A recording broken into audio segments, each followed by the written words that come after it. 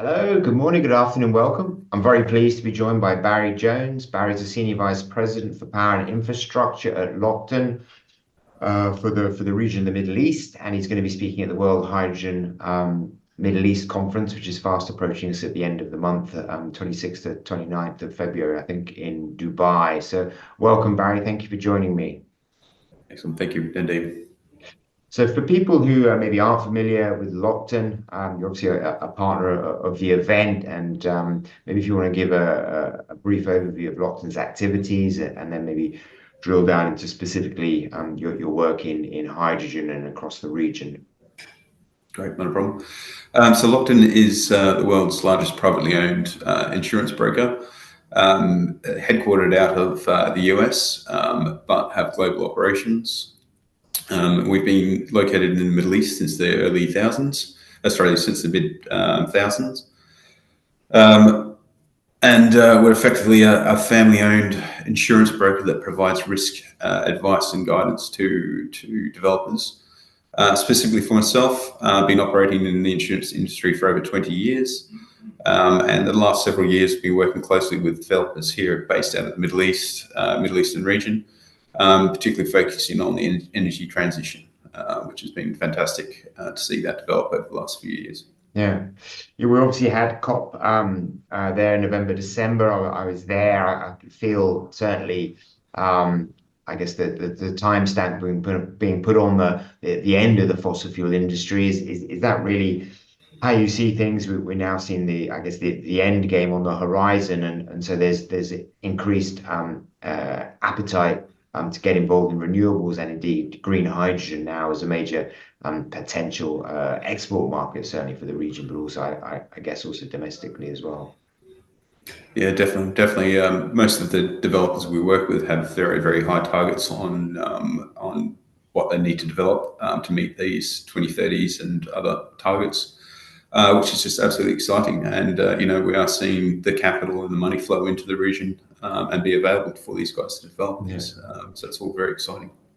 And in terms of the insurance market specifically, do they have an appetite? There's interest. You're obviously broking the risk and managing that risk in what is, I guess, quite tough area in terms of all sort of immature technologies or developing technologies like green hydrogen.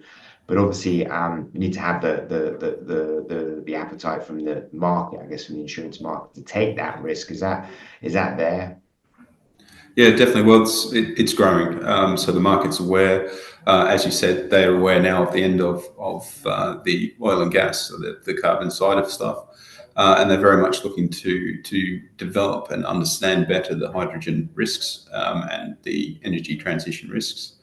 And they are focusing now on trying to set themselves up so they can deploy their capacity and their capital to support the industry, which is fantastic to see. There's still a learning curve for them that they are still understanding, I think, as the whole industry is, understanding the risks and so forth that are being developed. But there's definitely a will there to support the industry. And they are building their expertise in the region. And in terms of, I guess, the path to FID, we've obviously seen the one huge project, NEOM, in achieve FID, and many others are embroiled in arriving there, I guess. I assume insurance is critical in terms of getting to a bankable project. And what are some of the learnings, I think, from other technologies that have also matured?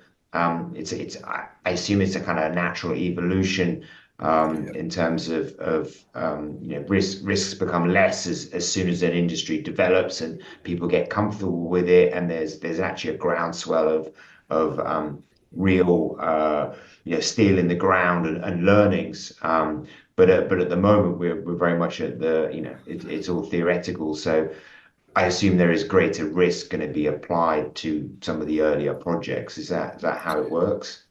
Yeah, definitely. So obviously there'll be ups and downs. There'll be learnings, as you mentioned, as the industry progresses and as more projects come online, both during construction and operational. But the thing with the insurance industry is despite sometimes having knee-jerk reactions, if all the counterparties work closely together, there's usually a solution available in some form. Insurance is just one part of the overall risk transfer strategy here and risk allocation. And it's just making sure all the counterparties work together to develop this. And when something does go wrong, because something will go wrong at some point,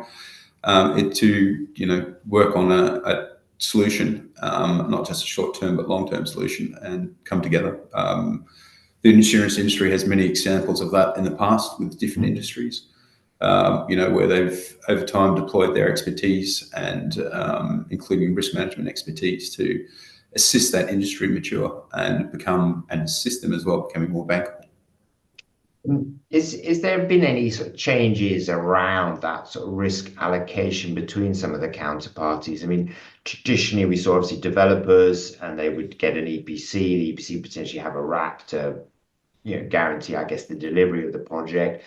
There would be obviously OEMs and technologies involved, and they obviously have to, guarantee that their technologies work. But specifically, I guess, around the EPC part, where certainly I think in the oil and gas side, we saw a withdrawal from the market, or a much more constrained market.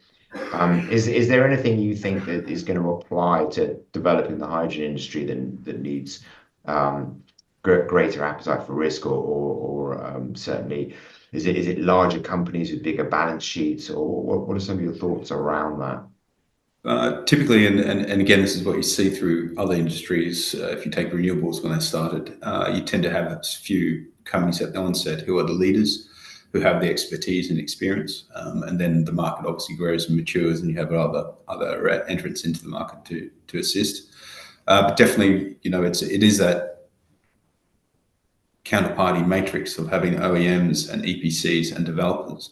And again, all of them talking together and sharing the risk at the right levels and the right ways at the moment. And obviously backed then by the insurance where it's possible and where it's feasible to do so.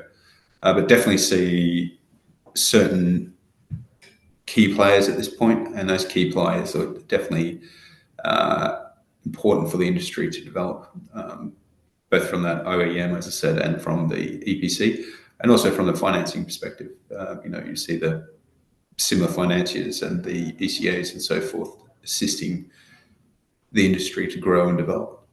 Yeah, that's a good point around the ECAs, the export credit agencies, for people not familiar with that term. But certainly, that participation in terms of helping to build capacity, and having slightly more, available, slightly wider pool of people able to provide funds into what is a nascent market is certainly, I guess, critical.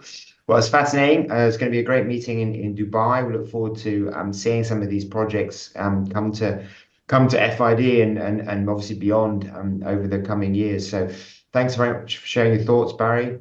We look forward to meeting you in Dubai. Excellent. Thanks, Nadeem. We look forward to it.